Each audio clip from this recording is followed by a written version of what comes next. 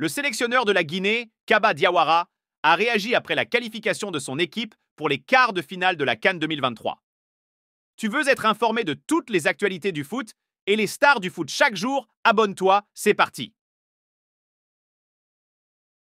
Au bout du temps additionnel d'une seconde période mouvementée, la Guinée est allée chercher sa qualification pour les quarts de finale de la CAN 2023, dimanche aux dépens de la Guinée équatoriale, 1-0.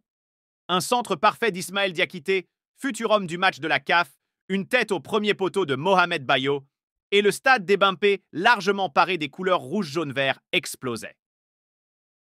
Sous tension 98 minutes durant sur son banc, le sélectionneur du Sili national laissait libre cours à son émotion au micro du diffuseur. On s'était arrêté en huitième de finale il y a 2 ans, ça nous avait fait très mal. Et là, on arrive ici, et on a beaucoup été critiqués. Les gens n'avaient pas forcément confiance en nous. Donc il fallait prouver. Il faut toujours prouver, c'est simple, a réagi Kaba Diawara, les larmes aux yeux après cette victoire belle, comme un but à la 98e minute. Kaba Diawara, ce groupe s'est fait tirer dessus. Victorieuse pour la première fois au second tour d'une CAN depuis 1976, la Guinée a réussi une performance historique. Kaba Diawara la savoure d'autant plus que le public n'a pas toujours été tendre avec lui. C'est un sentiment de fierté. Ce groupe s'est fait tirer dessus. Il y a eu beaucoup de critiques, mais je savais que ce groupe avait de la qualité, mais on a prouvé aujourd'hui.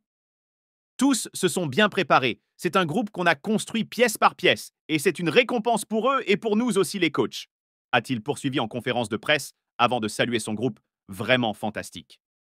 Il y a des jeunes, des moins jeunes, des vieux même. On est comme une famille, donc on essaye de les accompagner, a-t-il ajouté, avant de revenir en zone mixte sur ses larmes d'émotion. De toute façon, je pleure tout le temps. Demandez à mes joueurs. Je suis une vraie fontaine. Bayo. Je remercie tous les supporters.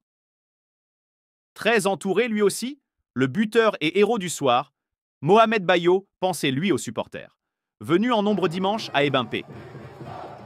C'est une sensation unique, a dit l'attaquant du Havre. Je remercie tous les supporters guinéens, tous ceux qui nous soutiennent au pays.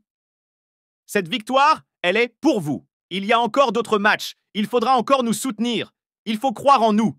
Si vous croyez en nous, ça va nous donner la force sur le terrain pour réussir à faire les bons résultats. Je vous demande juste de croire en nous. Et de lancer, comme son sélectionneur, un appel à la modération. Après la qualification pour les huitièmes de finale, des débordements avaient entraîné la mort de 6 personnes en Guinée. Guirassy, vite se remobiliser. La suite, elle se déroulera vendredi, 21h00, face à la RD Congo, sur cette même pelouse du stade Alassane Ouattara d'Ebimpé, en lointaine périphérie d'Abidjan. Entré en jeu dimanche, l'attaquant Serhou Guirassy appelait le groupe à ne pas se disperser. On est tous très contents. Il faut profiter de ces moments-là.